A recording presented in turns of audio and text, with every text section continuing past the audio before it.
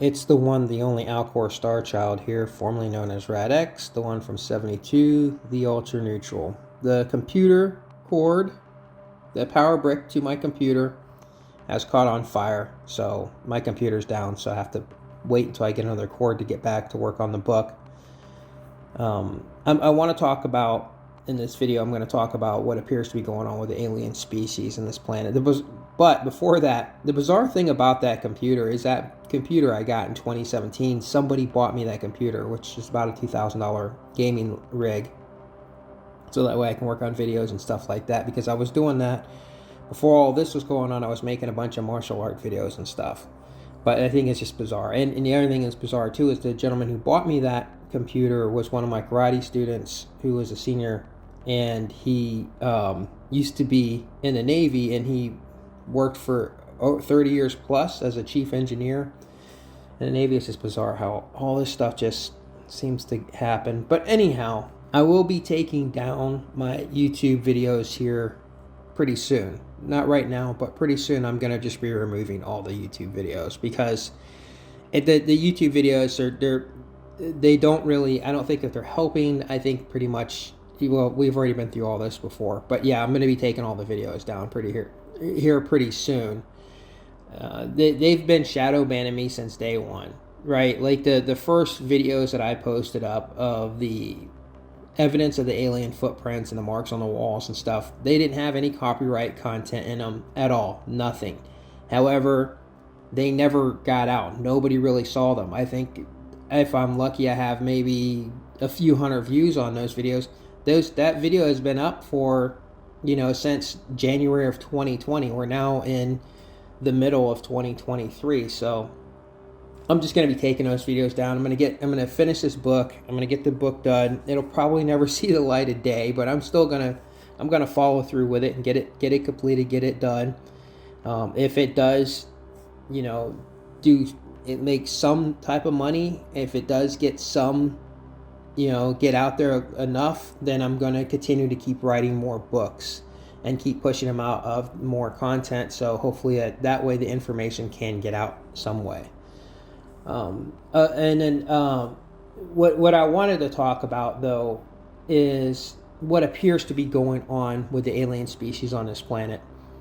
When you look at the most commonly, right now I'm looking at a new computer, and one of the new computers I'm looking at is Alienware. I'm like, I don't know if I want to go back to an Asus, which is not an Acer, but an ASUS, an Asus, ASUS.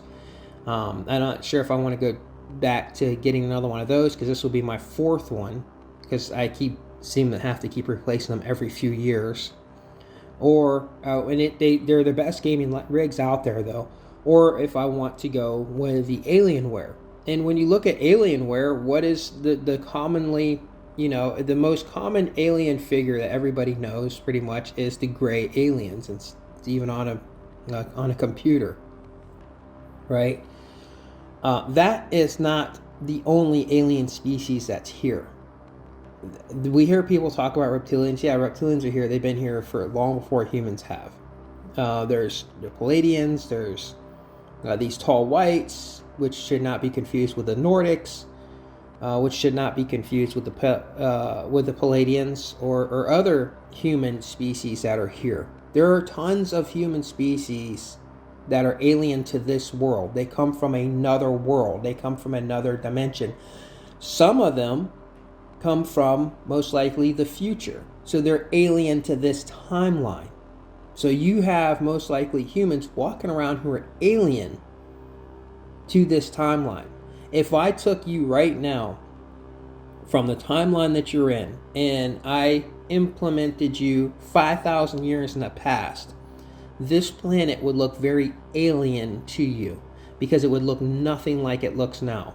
And you would feel and people would treat you as if you are an alien, right? Like if you went back into the past 5,000 years ago, nobody knows what the hell electricity is, or any of these devices, or any of this stuff, or even how you speak, your manner of speech, everything, the way you conduct yourself, everything about you is alien to this world 5,000 years ago. right? If we took a native from 5,000 years ago with all their, headdresses, and I'm not talking about Native American, but let's say just an indigenous species that you never even heard of, that had like these weird markings and stuff on their faces and stuff, and you brought them into this timeline, they would seem very alien to this timeline. So what I'm saying is it's not just that you have gray aliens, that everything, when you say alien, everybody thinks a gray alien or they think a reptilian. There are human beings from other worlds that are not earthlings that are alien to this planet. And they're here. And they've been here for quite some time. And if you follow along with me, I say, hey, it's possible that there's a group that's here that's trying to take over this planet. If you're from Earth, you're called an Earthling, right? So let me break this down real simple for you. If you're from America, you're called an American. If you're from Russia, you're called a Russian. If you're from China, you're called Chinese. If you're from Korea, you're called Korean, right? Well, there is a group of people on this planet, a very small group that owns a lot of stuff, and they don't have any. In fact, they really don't have any of that stuff. And in fact, Harry S. Truman, who died in 1972, made sure that they had a place of their own and called it the state. How bizarre is that? And we're going to get into that in a second too. I won't go too much on a Truman rant today, I promise. But if you're from Earth, you're called, so just like we just went through all that, right? We just went through, what state or what country you're from. They even break it down to state, which is bizarre in this country. Ohioans, Floridians, Texans, right? You're from Texas, you're a Texan. So anyhow, if you're from Earth, you're an Earthling. If you're from Mars, you're a Martian, right? If you're from Jupiter, what are you? Exactly. So, yeah, there are people from Jupiter who are here. Okay, and you can follow along with that as much as you want. By the way, a Jupiter owns YouTube. And that's one of the reasons why the message is suppressed. And I'm not saying that all people from Jupiter, all the people from Jupiter are bad. I'm definitely not saying that, because there's no such thing as a malevolent or benevolent species. Period. Because what may be good for you is, you may think it's good to eat the cow meat because it keeps you alive, because you like a steak, you like hamburger. It's giving you life, it's helping you grow, there's proteins and stuff like that, but it's not good for the cow. And God forbid, when I say God forbid, a cow god or a species of cow people pop up on this planet who are far more advanced than the humans. I mean, to making humans look like you're in stone, like you're Neanderthals. And they pop up here and like, you're eating our people, right? It'd be like if the humans were to go to another planet, the Earthlings. I'm sorry, instead of saying humans, I need to say Earthlings. If the Earthlings are going to go to another planet and you're to speak with a species on another planet, and come to find out that that species has a human species on their planet that is very Neanderthal, very detached from a consciousness in a type of a way that they can't really work together, communicate, do any things like what humans do here, the Earthlings do here, and they're a source of food on that planet. That's just, it would make you angry, right? So this is the reason why I try not to eat meat at all. I haven't eaten cow meat, and well, that's not really the reason. I saw a couple of cows playing, and that's why I quit eating meat. But anyhow, so when you look at All the different species that are here on this planet, tons of species that come here. To when you're paying attention to all the reports of people talking about the different types of UFOs, the different types of species that they've dealt with, it's clear that there are far more than a handful of species that come to this planet. Now, here's the kicker. They try, for the most part, all of them across the board, try to be as discreet, as much into the shadows as possible. They're studying humans. They come here to study. And that's what I talked about before. Where do you think university came from? Why would you call a place of study a university? What the hell does a place of study on this planet? What has it got to do with why is it so much as a university, like a universe, right? So where do you think that comes from? Where do you think the English language comes from? Where do you think languages come from in general? Right? And when I went out to Chicago, and it became very clear to me when I actually saw the Anunnaki Sumerian tablets for myself with my own eyes, which you guys have seen the videos I posted. If you haven't, well, you didn't see it, but I don't sit up and just talk about this stuff. I actually go to the places myself, and I share that with you. And I still yet have made a video to break this down about what my thoughts are when I looked at those tablets. So I'm just going to give you a brief real quick on it. When I saw the Sumerian writing, that writing, which is considered the oldest writing in the world, by far outdates your Bible or any religious writings that you have right now in a book from the three main religions. Those only go back a few thousand years, just a few thousand years. This text goes back 5,000-6,000 years, etched in stone, not in a book. Etched in stone. Do you know why etched in stone, Earthling? Because the species on this planet, the human species on this planet, the Earthlings, have always documented stuff. And whenever something was important, they always documented it in stone. Hence is the reason why all the stuff from Christianity didn't pop up until just recently. Because it just became new, because it's new. There is no 4,000, 5,000 year old Christianity text etched in stone. So when I sat there and I looked at this stuff, and I'm looking at how articulate this 6,000 year old text is written, how articulate, how there's lines drawn across in the stone, like they went from line to line to line to line, just like you see in a regular sheet of paper. That, you know, the humans may think, the Earthlings may think that, oh, a sheet of paper, like when you go to school or whatever, if you go to do stationery, you know, and you look at a sheet of paper and it has that the big border up top, and then you have the little blue lines going all the way down, so you know where to write your sentences in. And as you go down, you write the next sentence, and next sentence, next sentence, and now that becomes a paragraph, and then you move on to the next, and so forth, right? Well, the Sumerian text is like that. 6,000 years ago. It's very articulate. And so while I'm sitting there, I'm looking at this text, I'm seeing, I want to make this brief, when I'm looking at this text, I'm seeing something that is not new to them. It was already in an established language. In other words, just because that is the oldest writings that you have on this planet right now, documentation of 6,000 years ago, does not mean that it was created 6,000 years ago. It means that that language is far more ancient than that, because it did not look like Babylon, whatever.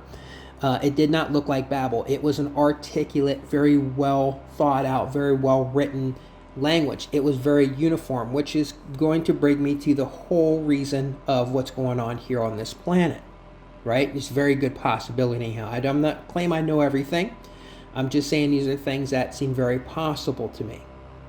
It's very uniform. It's very ordered, written. Now, what's going on in this planet is, and this is one of the things that it seems clear to me, the reason why there's so many species that come here. It's not just a vacation destination. It's not just a restaurant, which some people think, oh, there's aliens that just want to eat us. There's one thing that is for sure works on this planet with the earthlings of this planet.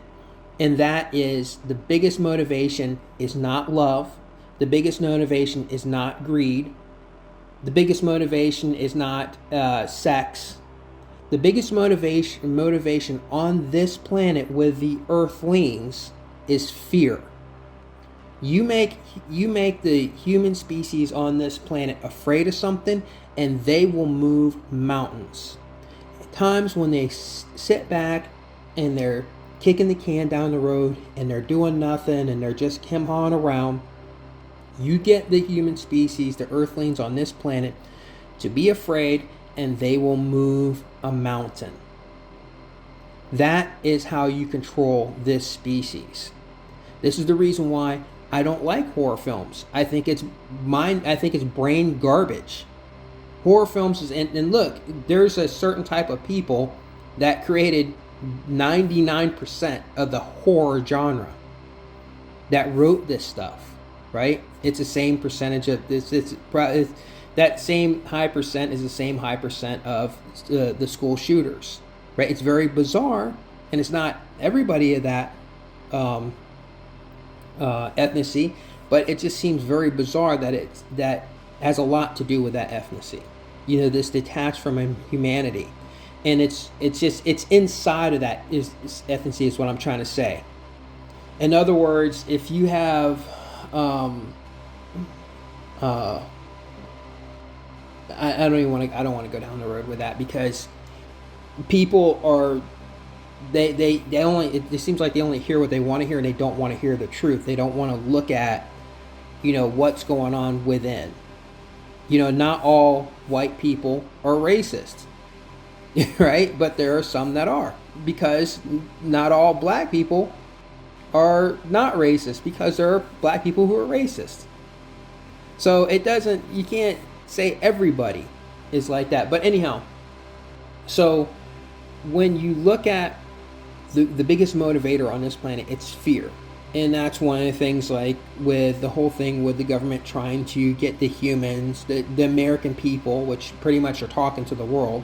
When Lou Alessandro is out there and he's telling you about stuff that's happening with the UFOs, and that definitely this is, now we're past the part of going, well, what could they be? You know, as far as like, you know, we're past the part of the government, a lot of people in the government saying, well, we just, you know, playing this peekaboo, you know, game of not telling you that, hey, look, we know that these are extraterrestrial life forms. They're not from this world, and they're intelligently designed vehicles. And some of them, and this is one thing too, everybody gets upset with the whole UAP thing, right? Let me break this down real fast as well for you. You guys are going to get a whole bunch of stuff crammed in here on this video. They used to call them UFOs. This is what they used to categorize all flight things in the air. They used to categorize all that stuff as UFOs. Here's why I suspect that they actually call them UAPs now, unidentified aerial phenomena. Because if you saw, when you see a bird in the sky and you don't know what that bird, do you think of that bird as an object or a being? Right? If you're not thinking of that bird as an object like a lamp or a hat or a can of soda, but you're now categorizing that bird as a being, as in like you're a human being and these are other things that are being, you know, then you would not call it a flying object. Oh, look at that bird, look at that object in the sky. You're looking at it now as something else, as a being. So when we now remove object out of the picture, when we say phenomena, that now opens the door for a being to be out there flying. In other words, when they're seeing stuff at like the Mothman down in Point Pleasant, those were flying in the skies, and they would see them take off and fly. Why would they call that an unidentified flying object? They know that that's a being that had big red glowing eyes that ascended straight up in the air in front of them and then had wings and flapped away. So they're no longer going to say that. They have trouble with saying, well, it's a UFO. Well, if you tell somebody, well, that's a UFO, like, but it was on the ground, it looked like a human type being and it had big wings. So how do you categorize that? So now they have opened that up as an unidentified aerial phenomena. Something in the air that is a phenomena that the humans just cannot explain. It is a being in the air and not a being that looks human, or humanoid being, and not a object like a craft. And that's where I believe where the whole UAP thing came from. I don't say believe, it's where it makes sense that the whole UAP really comes from.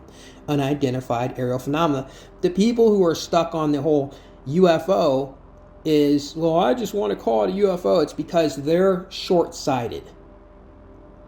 They haven't really put that much thought into it because they're always comfortable with what they're comfortable with, right? And this is the whole thing.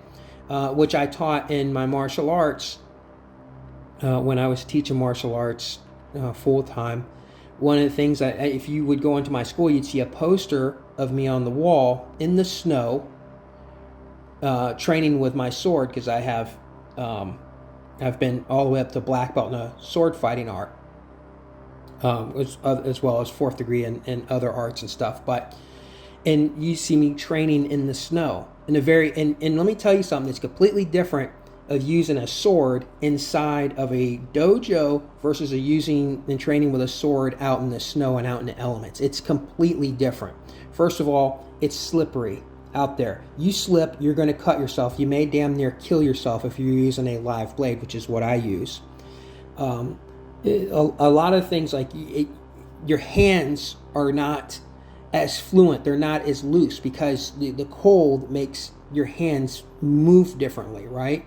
So even the way all the fancy moves and all the fancy stuff that we do with the sword, especially in the art that I trained in, with spins and when we roll on the ground with the sword and jump and spin in the air with the sword and all these things, your body reacts completely different in a very cold climate. So it makes you understand of how different things can be in a uncontrolled area, which is what this whole video is really coming out. It's going to all come back to in a moment here about why the species are here.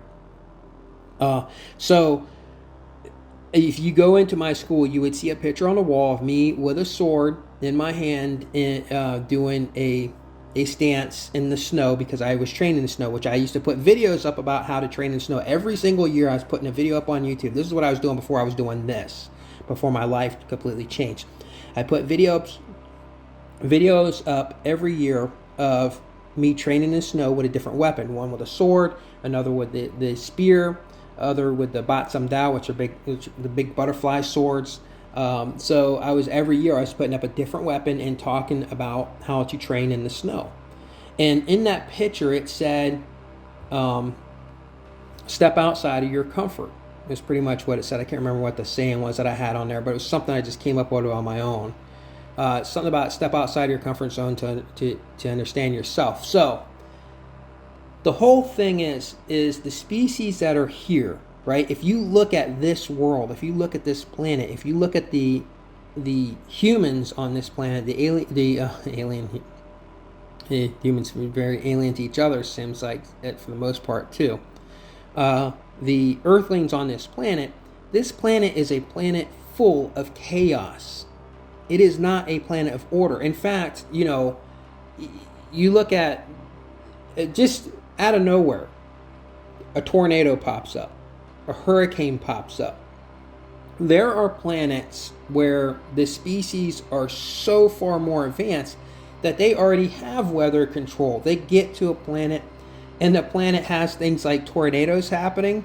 They already evolved to the point to where they can stop a tornado from happening, or they can channel that tornado to go to a certain area so that it becomes useful. Imagine being able to harness the power from a tornado. I never heard anybody say that before. But imagine that, oh, there's a tornado that's going to happen in this area. You can see it's going to happen, so we'll direct that tornado to the nearest power station that it will help power up a certain station or whatever. Or they can use it for whatever things that they want to use it for.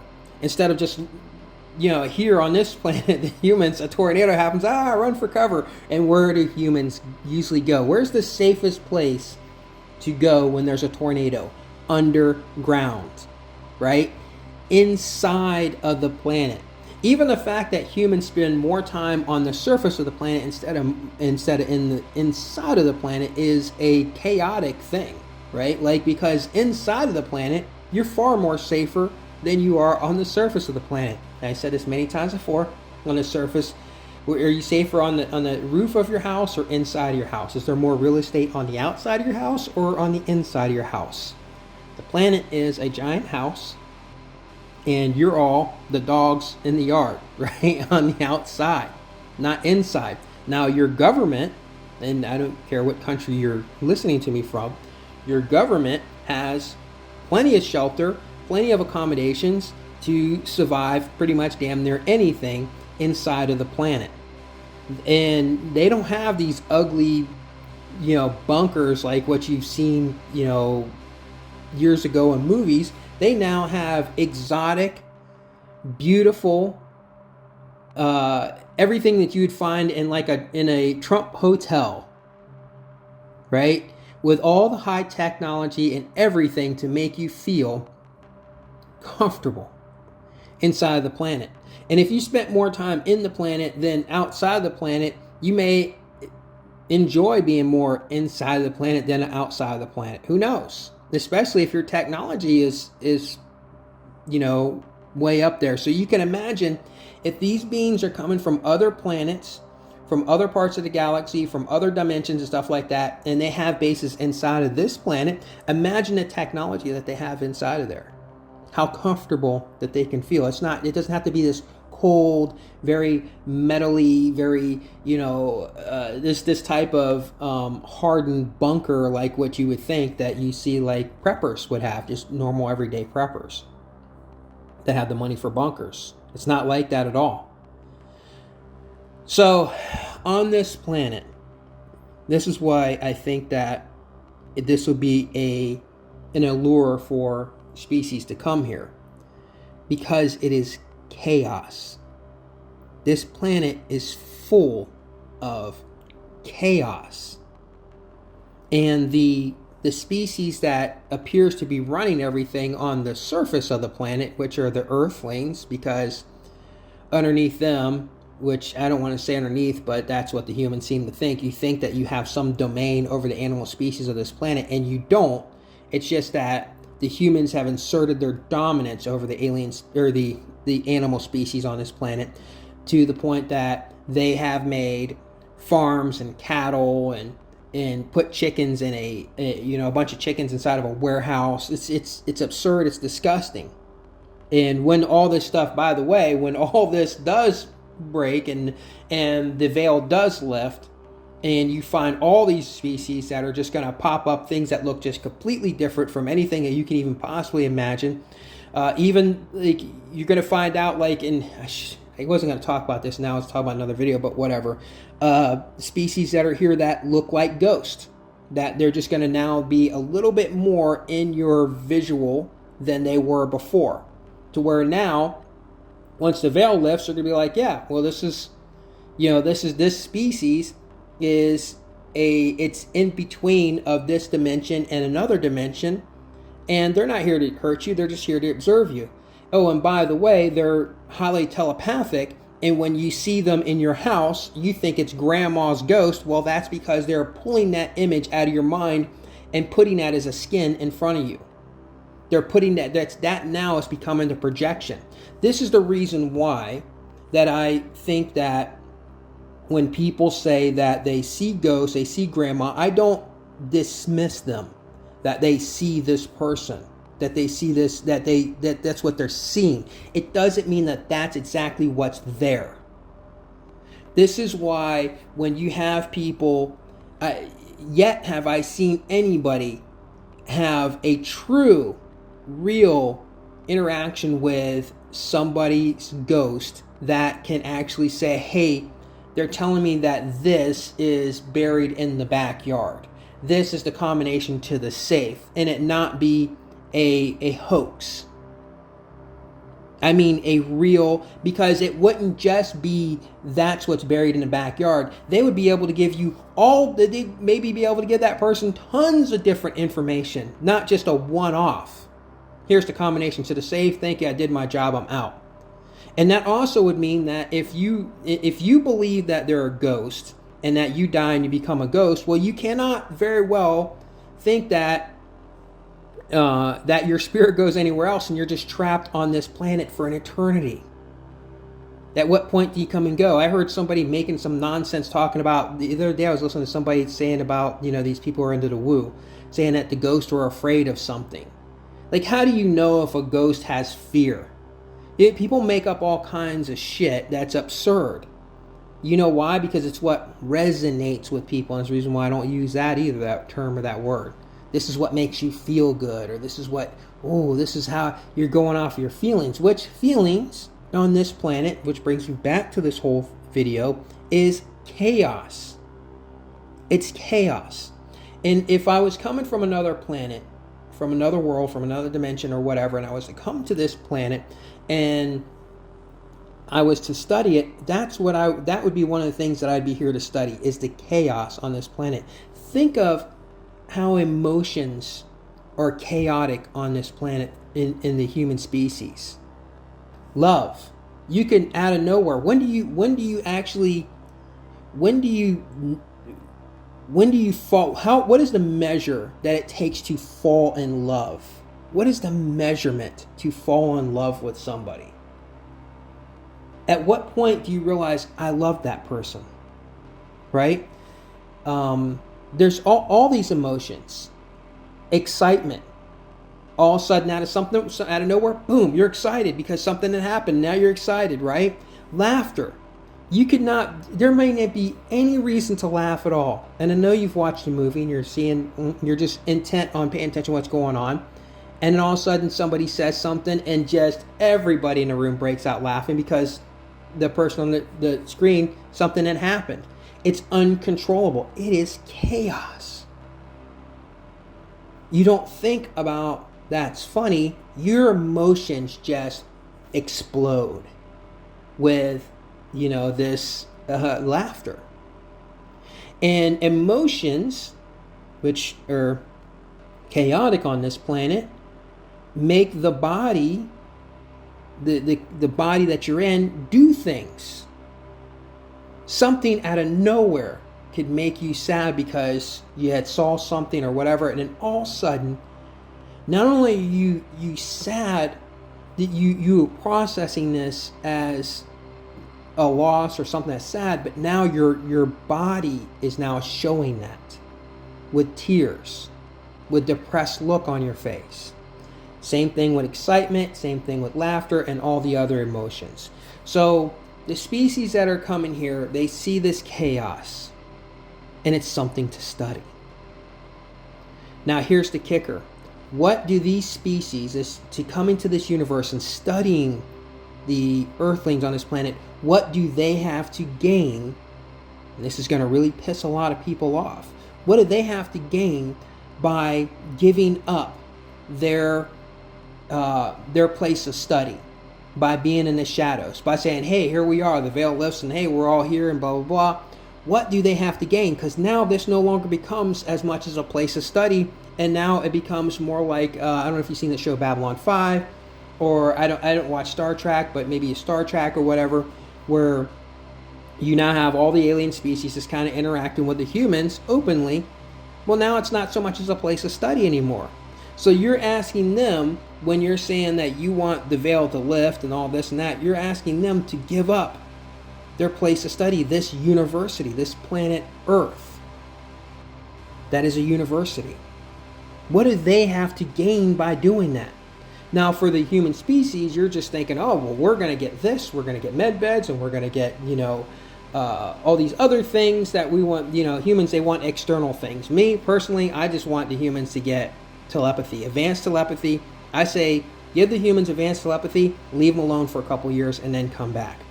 And I think that that's the best route for when they want to bring the humans into, hey, this is what's going on. But to take you, let's say you, if you are a college graduate, somebody who is in a university, to take somebody in university and to take that and go to a kindergarten class, for you to go to kindergarten and just decide that, hey, you're just going to skip all the other processes to get from first grade to 12th grade. By the way, there's number 12, right?